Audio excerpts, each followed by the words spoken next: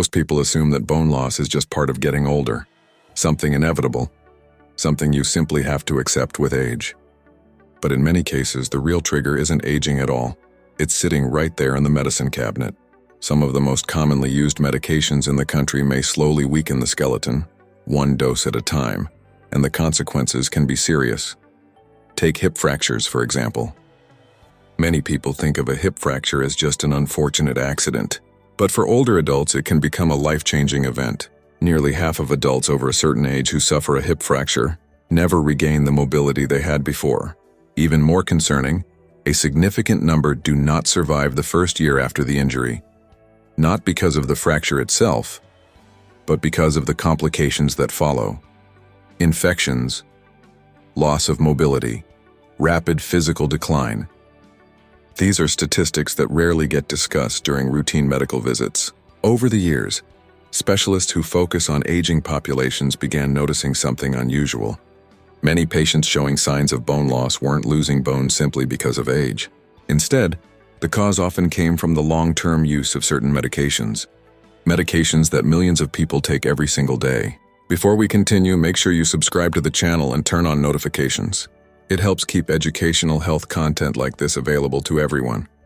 Now let's start by understanding something important.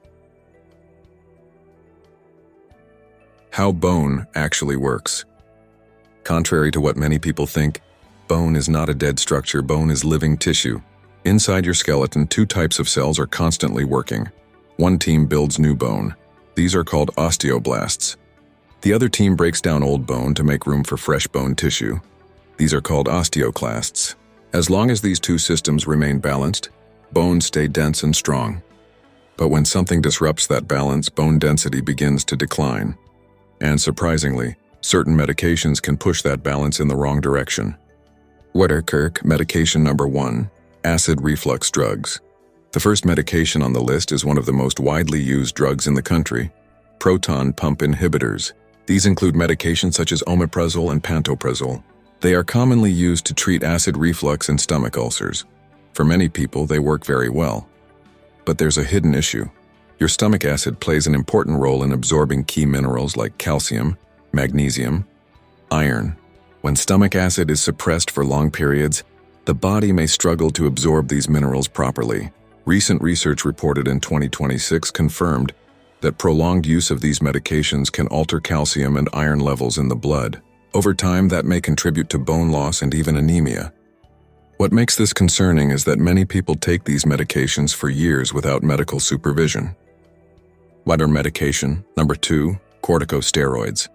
The second medication category includes corticosteroids such as prednisone, dexamethasone, betamethasone.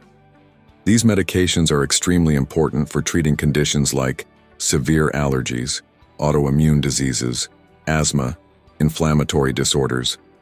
In many cases, they are life-saving treatments. However, they also have a powerful impact on bone health. Corticosteroids affect bones in 3 major ways.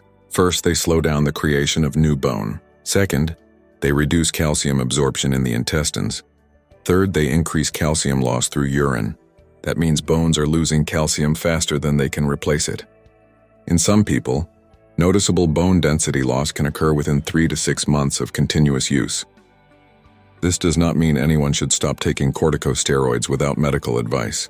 Stopping them abruptly can be dangerous.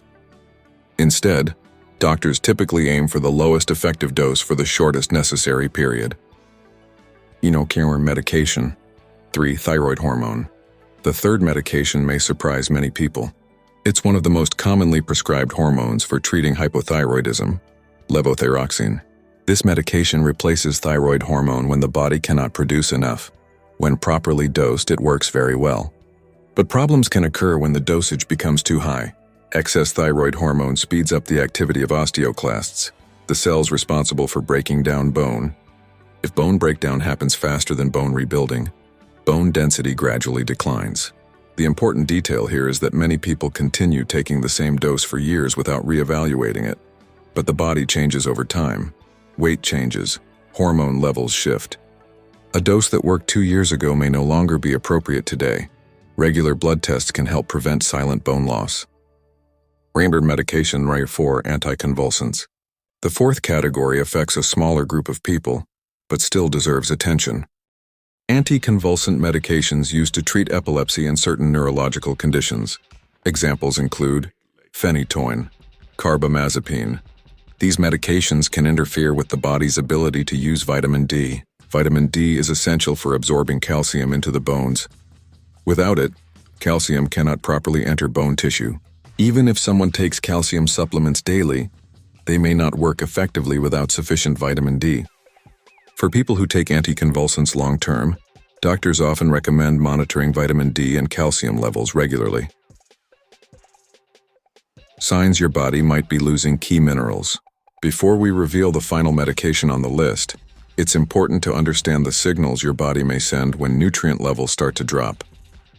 Some warning signs include brittle nails that break or peel easily, nighttime leg cramps, unusual fatigue and pale skin, occasional heart palpitations. These symptoms alone don't confirm a mineral deficiency, but when they appear together, especially in people taking long-term medications, they may be worth investigating. Sometimes persistent back pain that feels muscular can actually be a small bone fracture. That's why awareness matters. Bistro medication for IMF, aromatase inhibitors. The fifth medication is commonly used in the treatment of breast cancer. These are known as aromatase inhibitors. Medications like anastrozole and letrozole.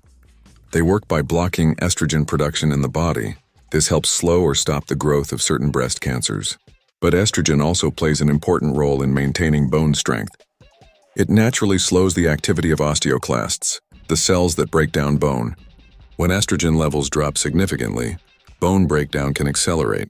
For women undergoing long-term treatment with these medications, monitoring bone density becomes extremely important. Bone health should remain part of the treatment plan. 4 steps to protect your bones. If you take long-term medications, there are simple steps that can help protect your bones. Step 1. Know the active ingredient in your medication. Step 2. Ask your doctor directly if it affects bone health. Step 3.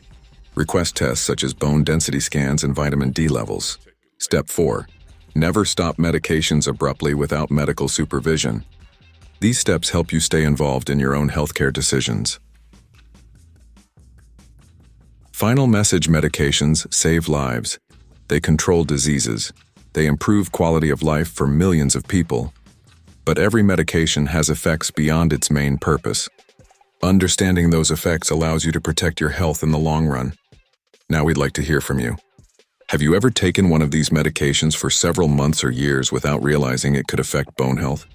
Share your experience in the comments. Your story might help someone else who is facing the same situation. If you found this video helpful, make sure to like, share it with someone who may benefit from it, and subscribe for more health insights in future videos.